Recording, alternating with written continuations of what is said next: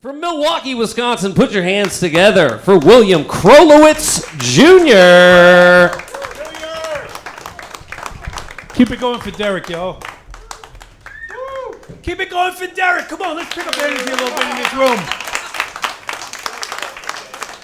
So I was at the beach last weekend, and I was smitten. It's been a while since this has happened to me, but I saw this girl. She had tattoos, she had purple hair, she was in a bikini, and she was a little person.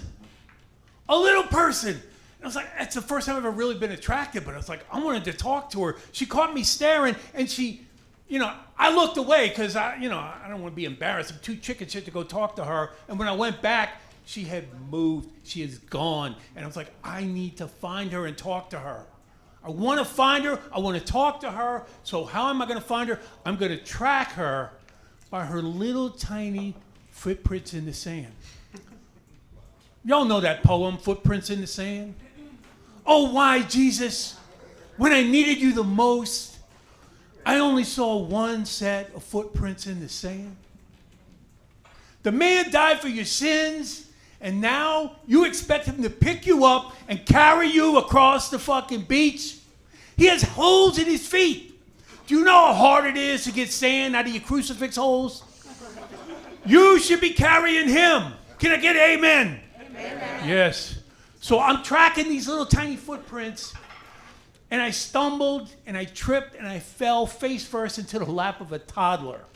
And I said the worst possible thing I could say at that moment. I said, I'm sorry, ma'am. I was just looking for a little person. Anyway, that's how we're starting. That's a new joke. I wanted to try it out. This crowd, I'm going to try it out. Let's do it. So there you go. I've had COVID 3 times. I think every freaking variant. One before the vaccine and twice after because work made me get vaccinated and boosted to come back to work. It's a long story, but I caught it, the OG COVID, the one where you lose your sense of smell. And I ended up in the hospital. I was in the hospital for 5 days. They took excellent care of me. And I'm getting ready to get out of the hospital. The doctor comes in and he goes, we notice on a final chest x-ray that you have arthritis in your spine. I'm like, from the COVID? He said, no, sometimes the parents pass it down. Either one of your parents have arthritis. I'm like, my mom's got arthritis, but she's got it in her hand. But she used to always hit me in my spine. That must be how she passed it down to me. That's not how it works, people. So I went back to work. I got no sense of smell, and I know this because I have a stinky coworker that I have avoided for years. And I went back to work, and I couldn't smell her. And I discovered something about her. She's delightful. Oh, my God. I love her. All these years I've been avoiding one of my favorite people on the planet. So I guess for me, COVID has been a little bit of a blessing. So thanks, China. Thank you for COVID. I was out of the hospital, and then I had to stay home for like 3 months. I was in bad shape. When I finally go back to work, I found out while I was in the hospital fighting for my life, they moved my desk. I've been at that desk for 29 years. You could at least talk to me about it before you made that decision. You moved my desk. I feel like a pawn. And my boss said, you're not a pawn, you're a knight because we move you 2 up and 1 over. Lighten up, people. I said, chess joke, goddammit. So I went back to work. I said, they don't care about me. It's my last year. I'm about to retire at 30 years. I've had enough of these people. So I'm not putting up with any nonsense. I'm at the restroom at my day job. Somebody's talking on their cell phone in the next stall. And finally I had to say something. I was like, hey, if I have to sit here and listen to your dumb conversation, how in the hell am I supposed to come? My break's almost over. I'm trying to concentrate. Will you please shut the hell up or say something sexy? To which they replied, will you please leave the ladies' room? Come on, it's a joke. I can't jerk at work. I have arthritis in my spine, y'all. Jesus. It's crazy, man. So, I feel pretty good. Anybody into fantasy football? Yeah, I've been in a fantasy league for like 25 years with friends and family, and we've had a great time. I think I got to pull out now. I think this is it. I can't do the next year because they've changed the format. And I'm not comfortable with the new format because it's no longer a fantasy auction. I mean, it's no longer a fantasy draft. Now it's a fantasy auction. And I don't want to be second guessed like, oh, is that your fantasy? That's what you're doing, you auction off people? Is that your fantasy to own a black man? I'm like, no. To own a field of black men. So that's why I'm out. I'm done. So I didn't see my grandchildren for a year and a half because of COVID. Well, finally I get to see my youngest granddaughter. The last time she saw me, she was 2. And when she saw me, she's 3.5. And she forgot me. Oh, it broke my heart.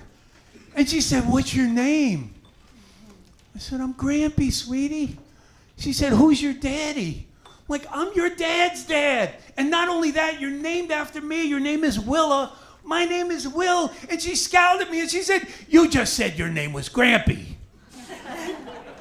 Yes, I did. Now I'm involved in a circular argument with a 3-year-old, and she's fucking winning. So I tried to explain, no, Grampy is my title. See, I'm Grampy to you, I'm Dad to your dad, and I'm Will to everybody else. She said, that doesn't sound real.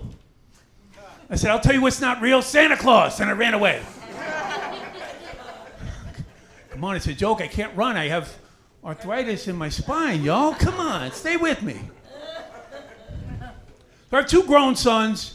They took me out for Father's Day when they were in college. We're enjoying a nice Father's Day meal. A couple comes in. They got a 5 or 6-year-old kid. They sit down at the table next to us. The kid just starts banging on the table, making a racket. The parents say nothing. The kid gets up from the table, starts running around the restaurant. The parents ignore it. And I have 2 sons. My youngest son, who looks like me, turned to me. He goes, Dad, I want to thank you for not allowing us to behave like that. And when I have kids, I'm not going to let them behave like that either. I hope I can be as good a father to my kids as you were to me. I was touched. I thought I was going to get emotional. So I reached out and I gave him a little smack in the head. I said, get your elbows off the damn table, boy. And I stuck my foot out and I tripped that little bastard as he ran by. Because it takes a village. Prost. I spent some time in Germany. I was stationed in the army. That's where I met my ex-wife.